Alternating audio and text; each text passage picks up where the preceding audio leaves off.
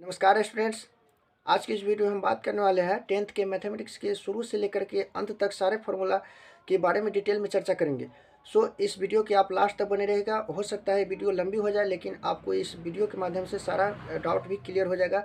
आपको पता होना चाहिए कि मैथमेटिक्स में यदि आप अच्छे मार्क्स की कामना करते हैं तो आपको शुरू से लेकर के अंत तक सभी फार्मूला आपको याद होना चाहिए। यदि आप कोई क्वेश्चन बनाते हैं तो उसमें कोई भी क्वेश्चन बनाने के लिए कोई ना कोई फार्मूला उसमें आती है, आपको पता होना चाहिए। तो चलिए देखते हैं शुरू से लेकर के अंत तक। यानी पहला हमारा वास्तविक संख्या पहला चैप्टर है, उसका फार्मूला हम लास्ट वाले यानी लास्ट भाग में हम पढ़ेंगे। उसका फार्मूला सबसे शुरू हम देखते हैं द्विघात बहुपद। तो द्विघात बहुपद का सबसे पहला फार्मूला हमारा है। सबसे पहले आप यहाँ पर देखिएगा कि द्विघात बहुपद का मूल रूप होता है। द्विघात बहुपद का मूल रूप पहले देखिएगा कि x square plus b x plus c होता है। पहला हो गया द्विघात बहुपद का मूल रूप हो गया x square plus b x plus c, जहाँ आपको पता होना चाहिए कि एक्स स्क्वायर वाला पद ए कहलाएगा और एक्स वाला पद बी कहलाएगा, और बिना एक्स वाला पद क्या कहलाएगा, सी कहलाता है। द्विघात बहुपद यानी बराबर में जीरो नहीं रहेगा। द्विघात समीकरण बराबर में जीरो रहेगा और द्विघात बहुपद में बराबर में जीरो नहीं रहेगा। अब नेक्स्ट हमारा है, तो ये आपको पता हो गया कि द्विघात बहुपद के मूल रूप हो गया x square plus b x plus c हो गया। तो शून्यकों का योगफल होता है द्विघात बहुपद का, दो शून्यक होता है। आपको पता होना चाहिए कि द्विघात बहुपद का दो शून्यक होता है। तो एक होता है अल्फा और एक होता है बीटा। तो शून्यकों का योगफल होता है अल्फा प्लस बीटा, यानी दोनों का योगफल करेंगे तो हमारा हो गया माइनस बी बाई ए होता है। शून्यकों का योगफल होता है माइनस बी बाई ए। यहाँ पर माइनस बी यानी एक एक्स स्क्वायर वाला पद ए कहलाएगा और एक्स वाला पद पहले ही चर्चा कर दिया मैंने। नेक्स्ट हमारा शून्यकों का गुणनफल यानी अल्फा इंटू बीटा। शून्यकों का गुणनफल होता है सी बट्टे ए। ये हमारा फॉर्मूला है। नेक्स्ट हमारा है यदि शून्यकों का योगफल अल्फा प्लस बीटा तथा शून्यकों का गुणनफल अल्फा इंटू बीटा दिया रहेगा, यानी अल्फा प्लस बीटा की जगह पर कोई अंक दिया रहेगा, यानी 2 4 माइनस 3, अल्फा इंटू बीटा की जगह पर 2 4 माइनस 3, यानी इस तरह से दिया रहेगा। कोई अंक एक दिया रहेगा। तो हमको द्विघात बहुपद यदि ज्ञात करना हो तो हम ज्ञात करेंगे x square minus alpha plus beta into x plus alpha plus beta into x plus alpha into beta होता है। आपको यानी यहाँ पर कोई अंक दिया रहेगा तो अंक यहाँ पर अल्फा प्लस बीटा की जगह पर बैठा देना है और एक्स जस के तस छोड़ देना है। यहाँ पर भी एक्स जस के तस ये एक्स स्क्वायर छोड़ देना है। उसके बाद हमको alpha plus beta alpha into beta की जगह पर यानी जो अंक दिया रहेगा वो डाल देना है। X square minus alpha into beta दिया रहेगा, अल्फा प्लस बीटा दिया रहेगा, जो दिया रहेगा वो डाल देंगे, इंटू एक्स डाल देंगे, प्लस अल्फा इंटू बीटा जो दिया रहेगा उस। नेक्स्ट हमारा है त्रिघात बहुपद। तो त्रिघात बहुपद के सबसे पहले आप मूल रूप देखिएगा, a x cube plus b x square plus c x plus d है। तो आप यहाँ पर देख रहे हैं कि ये क्या है, घात घटते क्रम में जा रहा है। एक्स के पावर 3 है पहला, दूसरा है एक्स के पावर 2 है, इसके बाद एक्स के पावर 1 है, एक्स के पावर 0 है। तो हमारा त्रिघात बहुपद के 3 शून्यक होता है। एक होता है अल्फा बीटा और एक होता है gamma. Alpha plus beta plus gamma होता है माइनस बी बाई ए।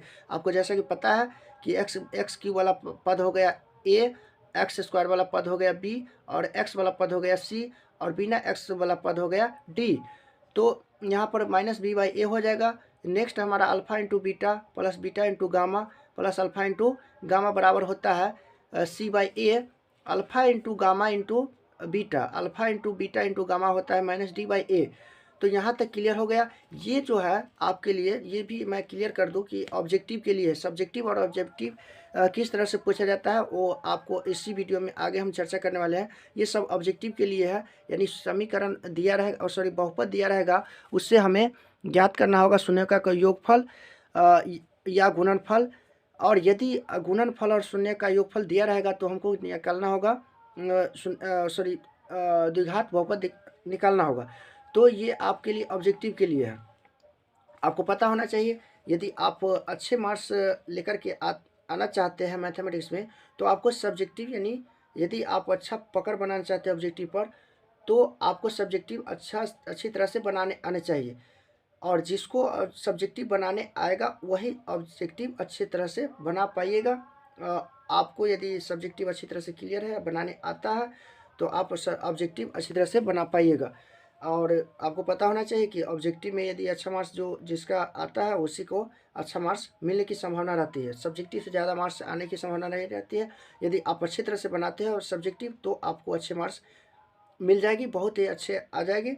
और इतना बात पता होना चाहिए कि मैंने पहले ही बता दिया कि सब्जेक्टिव के लिए ऑब्जेक्टिव ऑब्जेक्टिव के लिए सब्जेक्टिव क्लियर होना बहुत ही अत्यंत आवश्यक है। नेक्स्ट हमारा है तीसरा चैप्टर है दो चर वाले रैखिक समीकरण। दो चर वाले रैखिक समीकरण की ये क्या है, ध्यान रखने योग्य बात है। सबसे पहला हमारा है, समीकरण का मूल रूप होता है a1x plus b1y plus c1 equal to 0 होता है, समीकरण फर्स्ट हो गया। a2x plus b2y plus c2 equal to 0 हो गया, समीकरण थर्ड सेकेंड हो गया। तो इसमें आपको पता होना चाहिए, ज्यों ही दो समीकरण दो चर दिया रहेगा तो हमको दो समीकरण दिया रहेगा। दो समीकरण यदि नहीं दिया रहेगा तो हमको निकालना होगा। यदि भाषा वाला दिया रहेगा तो हमको समीकरण में चेंज करने के लिए दो समीकरण निकालना पड़ता है। तो अब यहाँ पर बात आती है, यहाँ पर मेन मुद्दा यहाँ आती है कि स्टूडेंट यहीं पर समझ में नहीं आता और ऑब्जेक्टिव यहाँ पर क्या करते हैं, गलत करके आ जाते हैं। तो आपको यहाँ पर ध्यान रखने योग्य बात है कि a1/a2 बराबर b1 बाई b2 बराबर c1 बाई c2। यहाँ पर देख रहे हैं कि x वाला पहला समीकरण के x वाला पद कहलाएगा a1, y वाला पद कहलाएगा b1 और बिना x y वाला पद कहलाएगा c1, समीकरण फर्स्ट का। और समीकरण सेकेंड का x वाला पद कहलाएगा a2 और y वाला पद b2 और बिना x y वाला पद कहलाएगा c2, समीकरण सेकेंड हो गया। तो यहाँ पर आप देखिएगा a1/a2 बराबर b1/b2 बराबर c1 बाई c2, यानी तीनों के तीनों बराबर आ गया। तो ये हो गया। रेखा की यदि बात किया जाए तो समपाती रेखा होगा, और युग्म की बात यदि किया जाए तो आश्रित युग्म होगा। तो यहाँ पर आपको ऑब्जेक्टिव में आपको दिया रहेगा, इस समीकरण इस तरह से दिया रहेगा, आप इसको इस तरह से सजा करके आप देख लीजिएगा। ऑब्जेक्टिव में पहचान करना होता है कि कौन से संगत है, कौन से असंगत है, ये संगत है कि असंगत है, या समपाती रेखा है या समानांतर रेखा है। तो इस तरह से आप अच्छी तरह से आप देख लीजिएगा कि कौन बराबर यदि आ जाएगा, तीनों बराबर आ जाएगा तो समपाती रेखा होगा। युग्म की बात किया जाए तो आश्रित युग्म होगा। a1/a2 बराबर b1/b2 not equal to c1/c2, यानी a1/a2 बराबर b1/2, ये दोनों बराबर हो गया। और तीसरा हमको बराबर नहीं आया, तो रेखा की बात किया जाए तो समानांतर रेखा होगा और असंगत युग्म होगा, युग्म में हो जाएगा असंगत युग्म। इस तरह से आप देख लीजिएगा, मिला लीजिएगा, उस तरह से ऑब्जेक्टिव आप उसका ऑब्जेक्टिव आप अच्छी तरह से आप उसको सही कर सकते हैं। a1/a2 not equal to b1/b2, यानी ये दोनों बराबर नहीं है।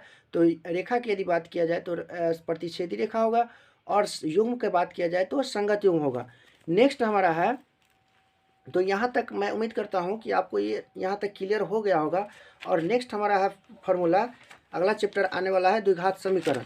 तो द्विघात समीकरण और द्विघात बहुपद में अंतर है, वो क्या अंतर है अभी हम डिटेल में बताने वाले हैं। द्विघात समीकरण का मूल रूप होता है ax square plus bx plus c बराबर 0 होता है, यानी बराबर में कुछ ना कुछ होना चाहिए, तभी हम इसको द्विघात समीकरण कह सकते हैं। अन्यथा द्विघात बहुपद ही रह जाएगा, यानी बराबर में कुछ नहीं रहेगा तो द्विघात बहुपद रहेगा। बस द्विघात बहुपद और द्विघात समीकरण का यही फर्क है कि द्विघात बहुपद में रहता है 0 में कुछ भी नहीं रहता, और द्विघात समीकरण में बराबर में 0 हो या कुछ भी हो तो द्विघात समीकरण होगा। द्विघात बहुपद के दो मूल होते हैं, द्विघात बहुपद के दो मूल होते हैं। पहला होता है अल्फा, नेक्स्ट होता है बीटा। तो इसके मूल पहले हम निकालने से पहले, मूल निकालने के लिए सबसे पहले हम इसको विवेचक निकालेंगे। इसका विवेचक डी होता है, विवेचक को डी के द्वारा सूचित किया जाता है। डी बराबर होता है बी स्क्वायर माइनस 4ac। तो अल्फा यानी अल्फा बराबर होता है, यानी विवेचक का द्विघात बहुपद का पहला मूल हो गया अल्फा। तो अल्फा यदि ज्ञात करना हो तो अल्फा हो जाएगा minus b plus root d बट्टा 2a। अब डी यहाँ पर क्या है, तो डी यहाँ पर जो हमको विवेचक निकला है वो उसका मान हम रूट के अंदर सजा देंगे, बट्टा 2a होता है। नेक्स्ट है बीटा बराबर होता है minus b minus root d बट्टा 2a। उसी तरह से सेम टू सेम, यानी डी के मान बैठा देना, यहाँ पर प्लस में होगा, यानी अल्फा यदि निकालना पड़े तो बी और डी के प्लस बीच में प्लस आएगा, और यदि बीटा निकालना हो तो डी और बी के बीच में माइनस आएगा। अब इसका एक और फॉर्मूला है, एक और बहुत इम्पोर्टेंट है, ये हो गया ऑब्जेक्टिव के लिए, ये हो गया सारा ऑब्जेक्टिव के लिए। और यानी सब्जेक्टिव किस आधार पर पूछा जाता है तो उसका भी क्लियर मैं कर देता हूँ। यहाँ पर देखिए, सब्जेक्टिव पूछा जाता है 2 नंबर में, इस टाइप से पूछा जाता है। द्विघात समीकरण का प्रकृति यदि ज्ञात करनी हो, द्विघात समीकरण की प्रकृति ज्ञात करनी हो तो सबसे पहले उसका हम मूल निकालते हैं, विवेचक निकालते हैं। द्विघात समीकरण के पहले विवेचक निकालेंगे। तो मूलों की प्रकृति निकालने के लिए सबसे पहले क्या करते हैं, विवेचक डी बराबर बी स्क्वायर माइनस 4ac निकालते हैं, बी स्क्वायर माइनस 4ac निकालते हैं। उसके बाद पहला है हमारा, यदि प्रकृति की बात किया जाए, प्रकृति यदि पहचान करनी हो तो यदि b square minus 4ac is greater than 0, यानी 0 से बड़ा हो जाएगा बी स्क्वायर माइनस 4ac, तो हमारा ये प्रकृति, इसका प्रकृति हो जाएगा वास्तविक हो जाएगा, लेकिन असमान होगा। क्यों असमान होगा, क्योंकि 0 से बड़ा है। तो 0 के यदि बराबर रह जाएगा तो समान हो जाएगा, और यदि 0 से बड़ा हो जाएगा तो असमान होगा। और दूसरा, यदि बी स्क्वायर माइनस 4ac बराबर 0 हो गया तो 0 के यदि बराबर हो जाएगा तो प्रकृति हो गया वास्तविक होगा और समान भी होगा, यानी 0 के बराबर है तो ये समान है। नेक्स्ट है, यदि b square minus 4ac is, यदि b square minus 4ac is less than 0, यानी 0 से छोटा हो गया, यानी माइनस में हो जाएगा। 0 से छोटा होता है या माइनस में होता है, जैसे -2, -1, -3, ये सब हो गया 0 से छोटा, तो ये प्रकृति हो जाएगा अवास्तविक होगा, यानी इसका मूल संभव नहीं है। यहाँ पर नोट याद रखिएगा, याद रखिए कि जब प्रकृति अवास्तविक होती है तब मूलों का अस्तित्व नहीं होता है, और अर्थात मूल संभव नहीं है। तो मैं उम्मीद करता हूँ कि यहाँ तक आपको क्लियर हो गया है। ये ऑब्जेक्टिव के लिए भी बहुत ज़रूरी है। आपको क्वेश्चन दिया रहेगा कि यानी समीकरण आपको दिया रहेगा और उसका क्या करना है, मूल की प्रकृति निकालना है। मूल की प्रकृति मैंने जांच करना है कि मूल प्रकृति क्या है, वास्तविक है कि अवास्तविक है, वास्तविक और असमान है, यानी आपको ऑब्जेक्टिव में ये इस तरह के दिया रहेगा। और आपको पता होना चाहिए कि x square plus b x plus c बराबर 0 होता है, जिनमें एक्स स्क्वायर वाला पद कहलाता है ए, और एक्स वाला पद कहलाता है बी, और बिना एक्स वाला पद कहलाता है सी। नेक्स्ट हमारा है अगला फॉर्मूला हमारा है आपके सामने आने वाला है, जो है बहुत ही इम्पोर्टेंट चैप्टर है, समानांतर श्रेणी सीरीज है। एपी का ये चैप्टर है। एपी में यदि देखिए, समानांतर श्रेणी का पहला मूल रूप है एपी बराबर होता है a1 a2 a3, और ए से लेकर के कहाँ तक जाता है, an तक जाता है, यानी अनंत तक जाता है। एपी का मूल रूप होता है a1 a2 a3, और कहाँ तक जाता है, अनंत तक जाता है। इसका प्रथम पद a1 कहलाता है, दूसरा पद कहलाता है a2, प्रथम पद a1, द्वितीय पद a2 और तृतीय पद, यानी तो क्या करेंगे, सार्वंतर ज्ञात करेंगे। तो a2 माइनस a1 सार्वंतर यदि ज्ञात करना हो तो a2 माइनस a1 सार्वंतर को d के द्वारा शुरू किया जाता है, छोटा d के द्वारा, छोटा d। एनवा पद होता है an बराबर, एनवा पद, ये बहुत इंपॉर्टेंट फॉर्मूला है। ये फॉर्मूला आपको पूरा सारा समानांतर श्रेणी आपको शुरू से लेकर के अंत तक के फॉर्मूला की यूज होगी आपके लिए। तो एनवा पद, ये फॉर्मूला आपको हर हाल में याद रखना चाहिए कि एनवा पद होता है an बराबर a plus n minus 1 into D.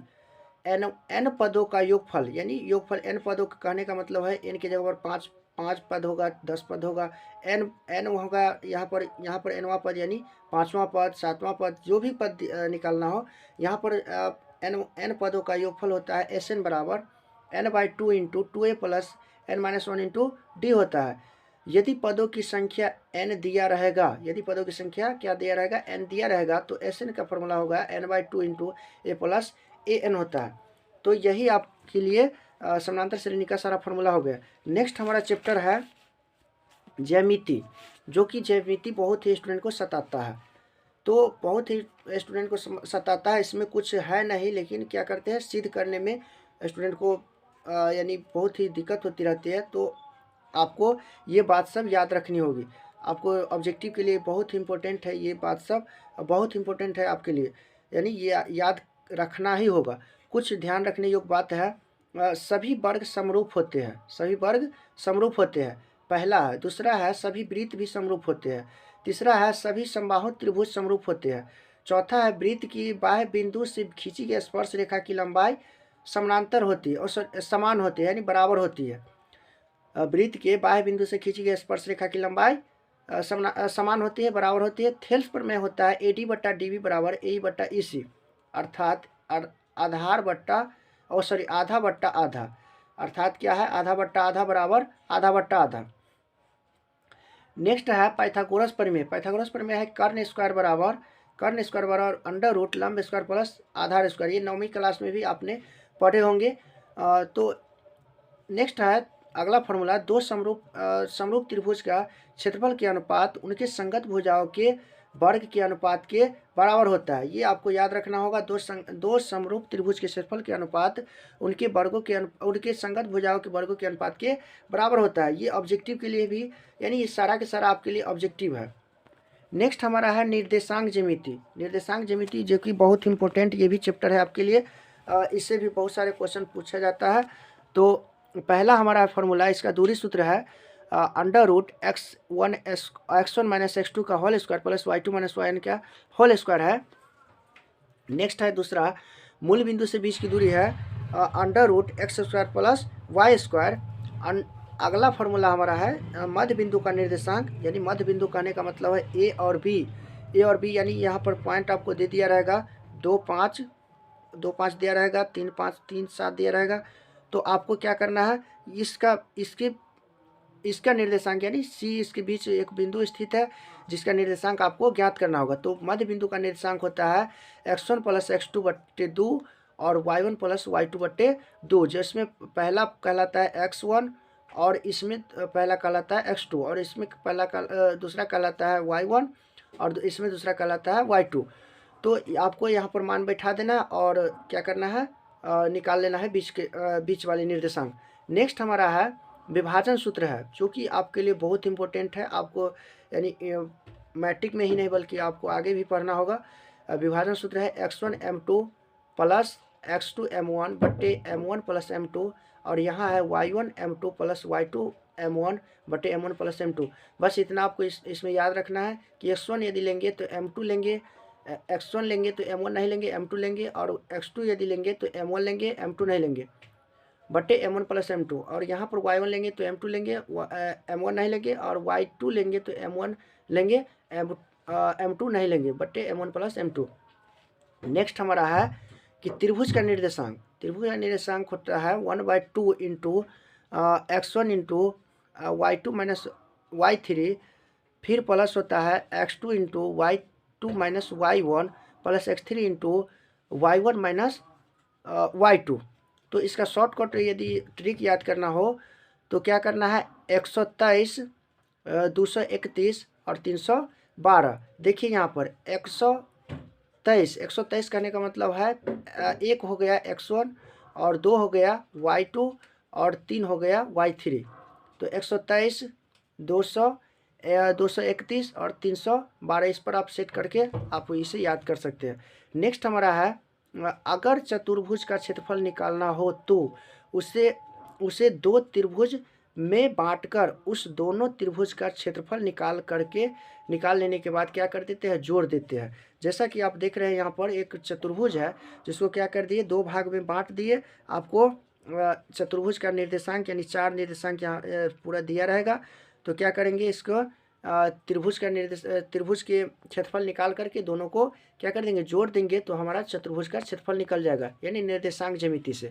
Next हमारा फॉर्मूला है जो कि 9वां चैप्टर है, त्रिकोणमिति। 8वां चैप्टर है, लेकिन 8वां चैप्टर है त्रिकोणमिति। त्रिकोणमिति का यदि आप फॉर्मूला आपको याद नहीं है तो मैं उसका लिंक डिस्क्रिप्शन में दे दूंगा। उसका एक अलग से वीडियो बना हुआ है जो आपको बहुत ही आसान वे में उसमें समझाया गया है। टोटल फार्मूला त्रिकोणमिति के सारा फार्मूला आपको उसमें क्लियर हो जाएगा, जो बहुत ही इजी वे में एक फार्मूला से आप 4 फार्मूला आसानी से याद कर सकते हैं। यदि आप वो वीडियो देखिएगा तो इसके डिस्क्रिप्शन में आप उस वीडियो को देख ही लीजिएगा, बहुत ही इंपॉर्टेंट होने वाला है। उसका अलग से एक वीडियो बना हुआ है त्रिकोणमिति का। सबसे पहले आप अब इसके बाद देखिए हम ऊंचाई दूरी की बात करेंगे। तो ऊंचाई दूरी की बात यदि करते हैं तो इसमें आपको ध्यान रखने योग्य बात है कि उन्नयन कोण हम किसको कहेंगे, नीचे से ऊपर की ओर जब देखने के क्रम में बनती है तो उसको हम उन्नयन कोण कहते हैं। नीचे से ऊपर की ओर देखते हैं तब हम उसे उन्नयन कोण कहते हैं। और अवनमन कोण की बात किया जाए तो ऊपर से नीचे की ओर देखने के क्रम में जो कोण बनती है उसे अवनमन कोण कहते हैं। तो इसमें आपको पता होना चाहिए कि ऊंचाई दूरी की बात हो रहा है तो हम इसमें लंब को कहते हैं ऊंचाई और दूरी को कहते हैं आधार, आधार को कहते हैं दूरी और लंबाई कहते हैं कर्ण को कहते हैं लंबाई। यदि दूरी और ऊंचाई दिया हो तो tan थीटा का फॉर्मूला लगेगा, tan थीटा बराबर लंब बट्टा आधार। का सूत्र लगेगा।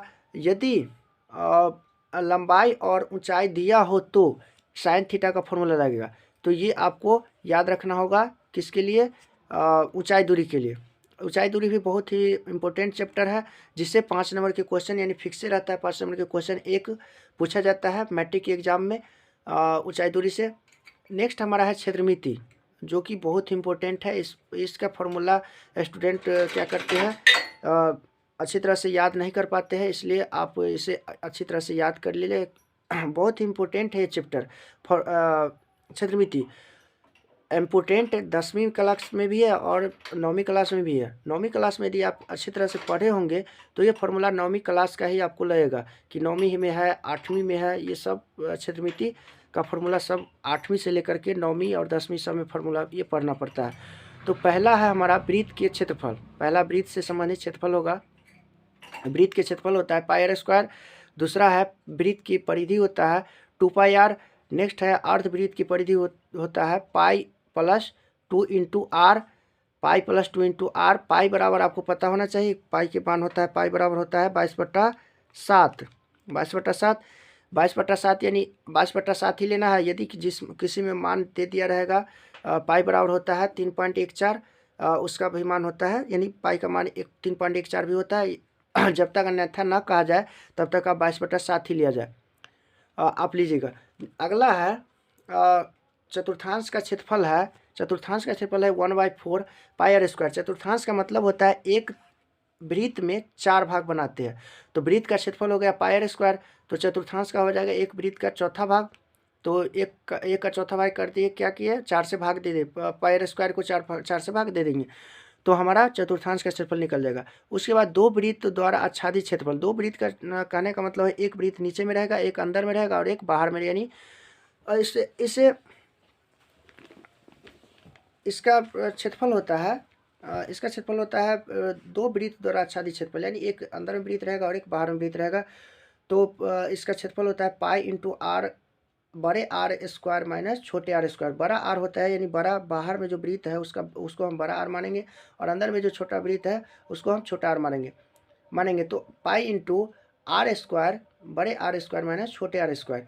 नेक्स्ट हमारा है त्रिज्यखंड का क्षेत्रफल। त्रिज्यखंड का क्षेत्रफल होता है पाई बट्टे थीटा बट्टे 360 गुने पाई आर स्क्वायर। थीटा बट्टा 360 गुने पाई आर स्क्वायर।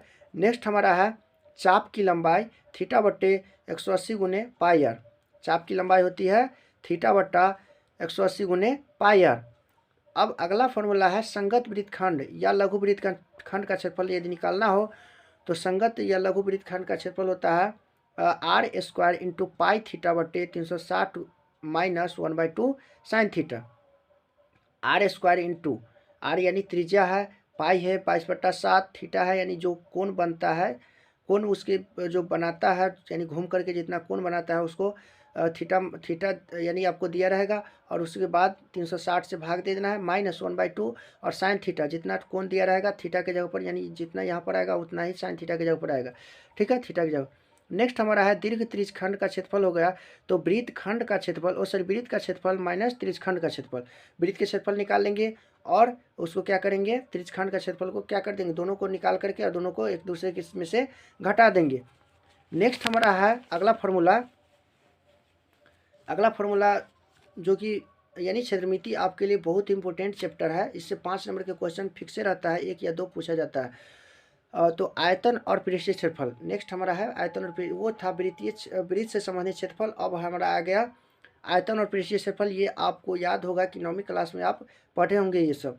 तो घन का आयतन होता है, घन होता है यानी आपको पता होना चाहिए घन क्या चीज़ से तैयार होती है, वर्ग से तैयार होती है। 2 वर्ग को मिलाते हैं तो एक घन तैयार होती है, जिसमें आपको पता होना चाहिए कि वर्ग में एक ही चीज़ होती है, एक भुजा होती है, यानी वही लंबाई हो गया उसका, वही चौड़ाई हो गया, वही उसका ऊंचाई हो गया। तो क्या हो गया, घन का आयतन बराबर होता है भुजा की होल क्यू। भुजा का होल क्यू यानी एक ही चीज़ दिया रहेगा, एल क्यू भी कर सकते हैं या भुजा की होल क्यू भी कर सकते हैं। घन का संपूर्ण पृष्ठीय क्षेत्रफल बराबर होता है 6 गुना भुजा स्क्वायर, 6 गुना भुजा स्क्वायर। नेक्स्ट हमारा है घन का विकर्ण होता है √3 इंटू भुजा स्क्वायर, √3 गुना भुजा स्क्वायर। घन का भुजा बराबर होता है 3 रूट आयतन, 3 रूट आयतन यानी आयतन का घनमूल। 3 रूट आयतन कहने का मतलब है आयतन जो दिया रहेगा उसको क्या कर देंगे, घनमूल कर देंगे, तो हमको क्या निकल जाएगा, घन की भुजा निकल जाएगा। नेक्स्ट हमारा है घनाभ का आयतन। घनाभ आपको पता होना चाहिए, घनाभ बनता है आयत से, तो दो आयत को एक साथ जोड़ेंगे तो हमको एक घनाभ तैयार होता है। तो घनाभ में तीन चीज़ होती है, लंबाई, चौड़ाई और ऊंचाई होती है। तो घनाभ का आयतन बराबर एल गुने बी गुने एच। घनाभ का आयतन होता है एल गुने बी गुने एच, यानी लंबाई गुने चौड़ाई गुने ऊंचाई। नेक्स्ट हमारा है घनाभ की संपूर्ण पृष्ठ क्षेत्रफल होता है 2 into l b plus b h plus l h. जहाँ जहाँ 2 तो फॉर्मूला में ही एल के मतलब होता है लंबाई, बी के मतलब चौड़ाई, और प्लस लंबाई गुने चौड़ाई प्लस चौड़ाई गुने ऊंचाई प्लस लंबाई गुने ऊंचाई। नेक्स्ट हमारा है घनाभ का विकर्ण होता है √L² प्लस बी² प्लस H²। इसके बाद है घनाभ का लंबाई बराबर होता है, घनाभ की लंबाई यदि निकालना हो या चौड़ाई निकालना हो या ऊंचाई निकालना हो तो क्या करेंगे, आयतन बट्टा चौड़ाई। यदि लंबाई निकालना हो तो चौड़ाई गुने ऊंचाई करेंगे, यदि ऊंचाई निकालना हो तो आयतन बट्टे चौड़ाई गुने लंबाई करेंगे, यदि चौड़ाई निकालना हो तो आयतन बट्टे लंबाई गुने ऊंचाई कर देंगे। तो ये आपको इस फॉर्मूले के अनुसार, इस फॉर्मूले से आप 3 फॉर्मूला निकाल सकते हैं। नेक्स्ट हमारा है बड़ी से बड़ी छड़ की लंबाई यदि निकालना हो तो क्या करेंगे, घनाभ का विकर्ण निकालेंगे। बड़ी से बड़ी छड़ की लंबाई बराबर घनाभ का विकर्ण, यानी घनाभ का विकर्ण आपको पता होना चाहिए कि यहाँ अभी आप देखिए घनाभ की विकर्ण बराबर √L² प्लस बी² प्लस H² होता है। नेक्स्ट हमारा है बेलन का आयतन। बेलन का आयतन होता है, आपको पता होना चाहिए, इससे पहले भी आप पढ़े होंगे 9वीं क्लास में। तो बेलन का आयतन बराबर होता है πr²h। नेक्स्ट हमारा है बेलन के वक्र पृष्ठ क्षेत्रफल बराबर होता है 2πrh। यहाँ पर बेलन के आयतन होता है πr²h, बेलन के वक्र पृष्ठ क्षेत्रफल होता है 2πrh। बेलन का संपूर्ण पृष्ठ क्षेत्रफल होता है 2πr into are plus H.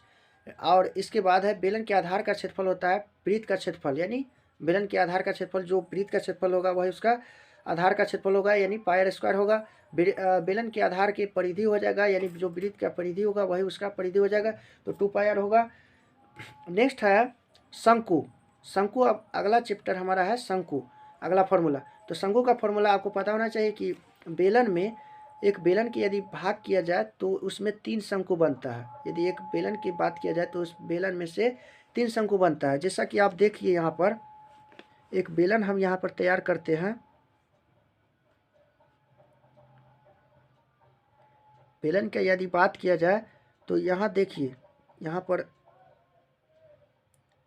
इसमें क्या बना, एक ये शंकु बना और एक ये शंकु बना और एक बीच वाला शंकु बना। तो क्या हो गया कि बेलन यानी शंकु का यदि आयतन की बात किया जाए तो जो बेलन का आयतन होगा, ये जो बेलन का आयतन होगा उसमें क्या करेंगे, 3 से भाग दे देंगे तो हमारा शंकु का आयतन निकल जाएगा। तो 1/3 πr²h जो बेलन का आयतन हो गया उसको क्या किए, 3 से भाग कर दिए तो बेलन शंकु का आयतन निकल गया। शंकु के वक्र पृष्ठ क्षेत्रफल होता है πrl। इसमें 3 चीज़ होता है, बेलन में होता है 2 ही चीज़ और शंकु में होता है 3 चीज़। यहाँ पर एक समकोण त्रिभुज की रचना होती है जिसमें आपको कर्ण हम कहेंगे इसको यानी कर्ण को हम तिर्यक ऊंचाई कहते हैं, एल से सूचित करते हैं, तिर्यक ऊंचाई यानी लेंथ। तो हमारा हो जाता है इसमें एक ऊंचाई होती है और एक आधार की त्रिज्या होती है और एक तिर्यक ऊंचाई होती है। नेक्स्ट हमारा है शंकु के संपूर्ण पृष्ठ क्षेत्रफल होता है πr into l plus r. L मतलब तिर्यक ऊंचाई और आर मतलब त्रिज्या, और यहाँ पर भी एल मतलब तिर्यक ऊंचाई और आर मतलब त्रिज्या, एच मतलब ऊंचाई। शंकु के तिर्यक ऊंचाई यदि ज्ञात करनी हो तो √r² प्लस h²। यदि तिर्यक ऊंचाई ज्ञात करनी हो तो r² यानी लंब के वर्ग कर देंगे, और सॉरी वृत्त यानी आधार की त्रिज्या का वर्ग कर देंगे। उसके बाद क्या करेंगे, ऊंचाई के वर्ग करके और दोनों जोड़ करके इसका क्या कर देंगे, वर्गमूल कर देंगे, तो हमारा निकल जाएगा तिर्यक ऊंचाई निकल जाएगा। यदि तिर्यक ऊंचाई दिया रहेगा तो r यदि निकालना हो तो √ क्या करेंगे, L² माइनस h² निकालेंगे। यदि L दिया रहेगा और r दिया रहेगा तो h निकालना हो तो √ क्या करेंगे, L² माइनस r² करेंगे। नेक्स्ट है, नेक्स्ट फार्मूला हमारा है, नेक्स्ट चैप्टर का फार्मूला गोला, जो कि गोला अपने आप में बहुत ही इम्पोर्टेंट चैप्टर है आपके लिए। गोला क्योंकि इससे पहले आप नहीं पढ़े होंगे गोला, गोला और अर्धगोला, गोला तक ही आप सीमित रहे होंगे। तो चलिए देखते हैं गोला के फार्मूला। गोला का आयतन होता है 4/3 πr3। गोला का वक्र पृष्ठ होता है, गोला का पृष्ठीय क्षेत्रफल होता है पाई आर स्क्वायर। अर्धगोला का आयतन होता है 2/3 पाई आर क्यूब। यानी कहने का मतलब है गोला का आयतन क्या हो गया पूरा, यानी 4/3 pi r square, sorry pi r cube. और अर्धगोला की यदि बात किया जाए, अर्धगोला के यदि आयतन की बात किया जाए तो क्या करेंगे, गोला के आयतन का क्या करेंगे, आधा कर देंगे। यानी यहाँ पर 4 है तो यहाँ पर क्या कर देंगे, 2 कर देंगे, 2 कर देंगे, तो 2/3 पाई आर क्यूब। नेक्स्ट है अर्धगोला का वक्र पृष्ठ होता है 2 pi r square, 2 pi r square. अर्धगोला का संपूर्ण पृष्ठ क्षेत्रफल होता है 3 पाई आर स्क्वायर। यहाँ पर गोला में आपको याद रखने वाली बात है कि गोला में सिर्फ एक ही पृष्ठ क्षेत्रफल निकलती है, और अर्धगोला में एक वक्र पृष्ठ क्षेत्रफल निकलती है और एक संपूर्ण पृष्ठ क्षेत्रफल निकलता है, जिसमें आपको वक्र पृष्ठ होता है 2 पाई आर स्क्वायर और संपूर्ण पृष्ठ क्षेत्रफल होता है 3 पाई आर स्क्वायर। नेक्स्ट है शंकु के छिन्नक का फॉर्मूला होता है, पहला है फॉर्मूला, छिन्नक का आयतन होता है 1/3 पाई h into R1 square plus R2 square plus R1 into R2। जैसा कि आप यहाँ पर देख सकते हैं कि एक ग्लास की तरह, जैसे ग्लास होता है शंकु के छिन्नक होता है, और क्या है, ग्लास है, बाल्टी है, ये सब शंकु के छिन्नक होता है, जिसमें आपको एक त्रिज्या, छोटा त्रिज्या दिया रहेगा और एक बड़ा त्रिज्या दिया रहेगा। तो इसमें हम बड़े त्रिज्या को R1 मानेंगे और छोटे त्रिज्या को R2 मानेंगे।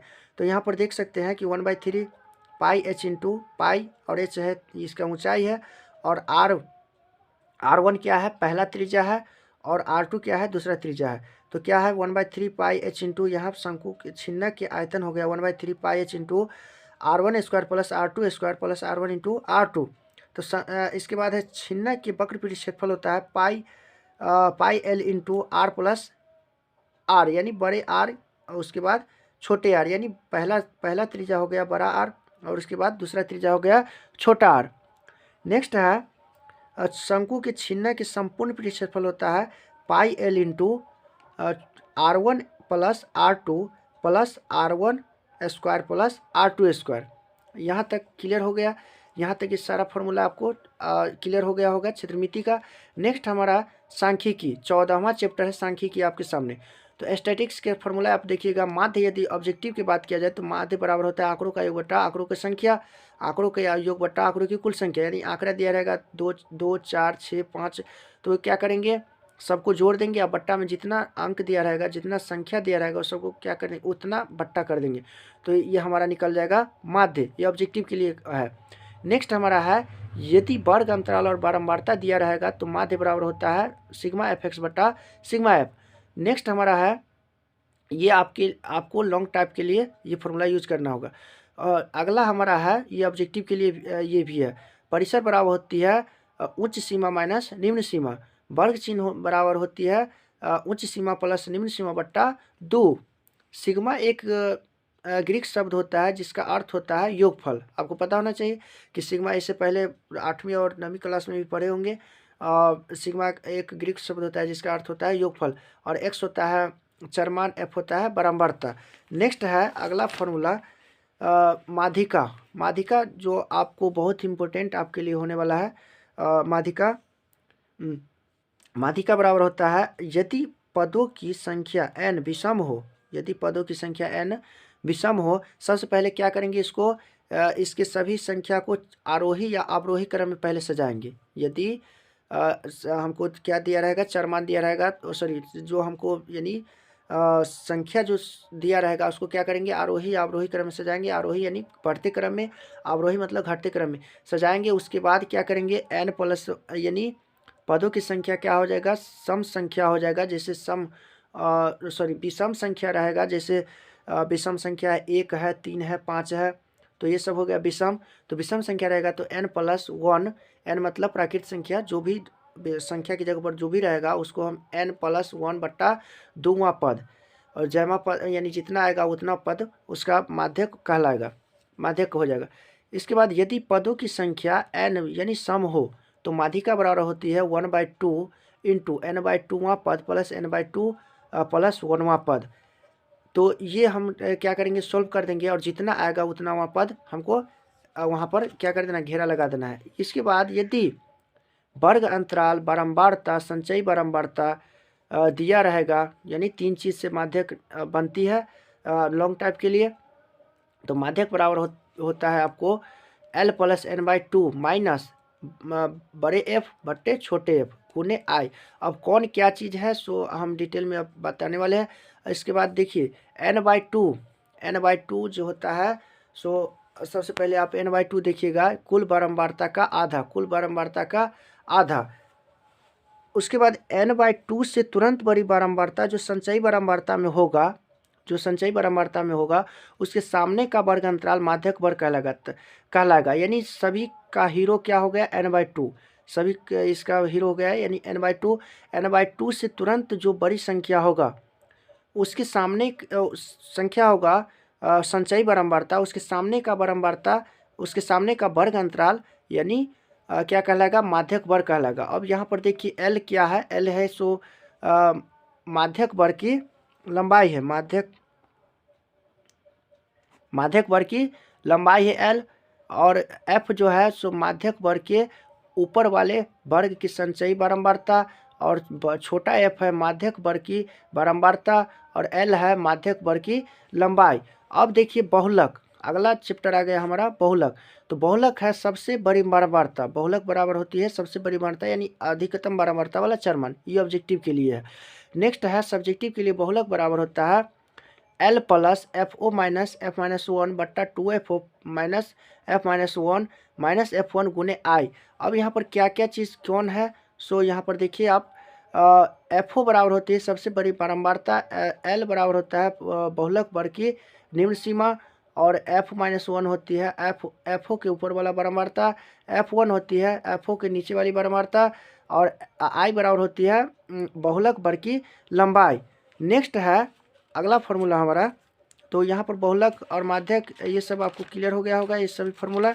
नेक्स्ट हमारा है प्रायिकता, प्रोबेबिलिटी, जो कि बहुत इंपॉर्टेंट है आपके लिए, बहुत ही आसान फार्मूला है इसका, और बहुत ही आसान वे में क्वेश्चन भी पूछा जाता है, जो आपके लिए बहुत इंपॉर्टेंट होने वाला है। तो यहाँ पर देखिए प्रायिकता बराबर होती है, प्रायिकता को P की तरह सूचित किया जाता है, P बराबर NE बट्टा NS, यानी अभिप्रयोगों की संख्या बटा अभिप्रयोगों की कुल संख्या हो गया।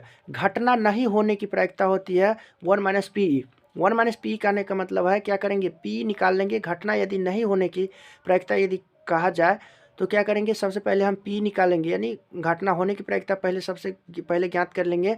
उसके बाद क्या करेंगे, एक में से उसका जो मान निकलेगा उसको क्या करेंगे, एक में से घटा देंगे। यानी घटना होने की प्रायिकता होगा P बराबर NE बटा NS, और नहीं होने की घटना 1 - घटना होने की प्रायिकता। नेक्स्ट है नोट। यदि नोट क्या करना होगा, नोट याद रखना है कि प्रायिकता का मान हमेशा 0 से बड़ा होता है। ऑब्जेक्टिव के लिए बहुत इंपॉर्टेंट रहेगा आपके लिए, ऑब्जेक्टिव के लिए ये प्रायिकता का मान हमेशा 0 से बड़ा और 1 से छोटा ही होता है। प्रायिकता के मान क्या होता है, 0 से बड़ा होता है लेकिन 1 से छोटा होता है। अर्थात 0 इज ग्रेटर देन PE लेकिन लेस देन 1, यानी 0 से बड़ा होगा PE लेकिन 1 से छोटा होगा।